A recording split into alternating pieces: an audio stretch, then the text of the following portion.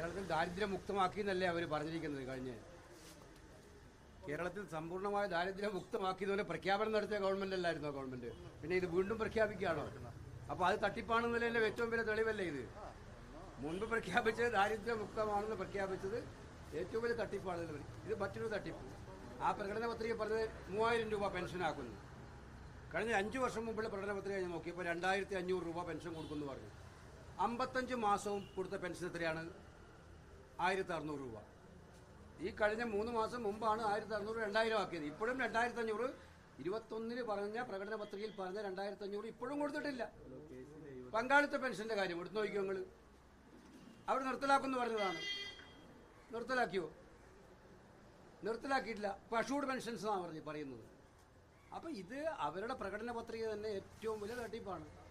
10 കൊല്ലം പറഞ്ഞിട്ട് ചെയ്യാത്ത കാര്യങ്ങൾ വീണ്ടും ചെയ്യുമെന്ന് പറഞ്ഞാൽ ജനങ്ങൾ വിശ്വസിക്കുന്നു വിചാരിക്കുന്നുണ്ടോ? ഇല്ല. ആ ഓ അപ്പം അത് കൈരളിക്കെതിരെ ഞാൻ കേസ് കൊടുക്കാൻ തീരുമാനിച്ചിട്ടുണ്ട്. മോർഫ് ചെയ്ത പിക്ചറാണല്ലോ ആണ്. കൈരളിക്കെതിരെ നിയമ നടപടി സ്വീകരിക്കാൻ ഇന്ന് തന്നെ ആവശ്യപ്പെട്ടിട്ടുണ്ട്. ആ നിയമ നടപടിയായിട്ട് മുന്നോട്ട് പോകും. അത്രേ ഉള്ളൂ. ആ മോർഫ് ചെയ്ത ഫോട്ടോ ആണ്.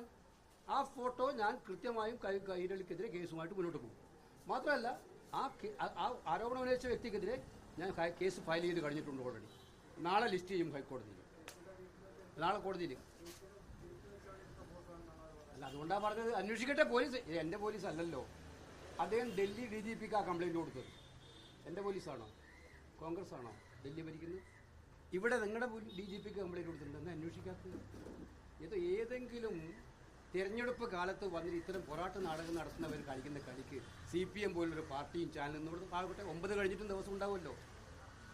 ഇതുപോലെ കഴിഞ്ഞ ലോക്സഭാ ഇലക്ഷനിൽ നിങ്ങൾ ഓർമ്മയുണ്ടോ എനിക്കറിയില്ല. രാജസ്ഥാനിലെ മൈനിങ്ങിൽ എനിക്ക് ഓർമ്മയില്ല. നിങ്ങൾ റിപ്പോർട്ട് ചെയ്തല്ലേ? രാജസ്ഥാനിലെ മൈനിങ് ബിസിനസ്സിൽ എനിക്ക് പങ്കാളിത്തമുണ്ട്. ഞാൻ ആ മാനനഷ്ട കേസുമായിട്ട് പോവാണ്. ആ കേസിൽ ഇതുവരെ ജാമ്യം എടുത്തിട്ടാണ് മറ്റേയാൾ. മനസ്സിലായില്ലേ? ഫൈറ്റ് ചെയ്തുകൊണ്ടിരിക്കുകയാണ്. ഇത് എൻ്റെ ജീവിതത്തിൽ ഞാൻ എന്താണെന്ന് ഇവർക്കൊക്കെ അറിയാം. ഞാൻ മന്ത്രിയായിരുന്നപ്പോഴുള്ള ഫയൽ ഇവരുടെയൊക്കെ കയ്യിലുണ്ട്. മനസ്സിലായില്ലേ? പിന്നെ ജനങ്ങൾക്കും അറിയാം.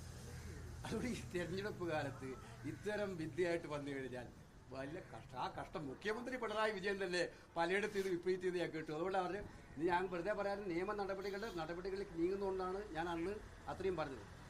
കൃത്യമായിട്ട് ഞാൻ നിയമത്തിൻ്റെ കൂടെ മുന്നോട്ട് പോകും. ഇത്ര വ്യാജ ആരോപണങ്ങളുമായി മുന്നോട്ട് പോയവരെ നിയമത്തിൻ്റെ മുന്നിൽ കൊണ്ടുവരിക തന്നെ ചെയ്യും. കൈരളി ചാനൽ അതിന് സമാധാനം പറയേണ്ടി വരും. ഓക്കെ.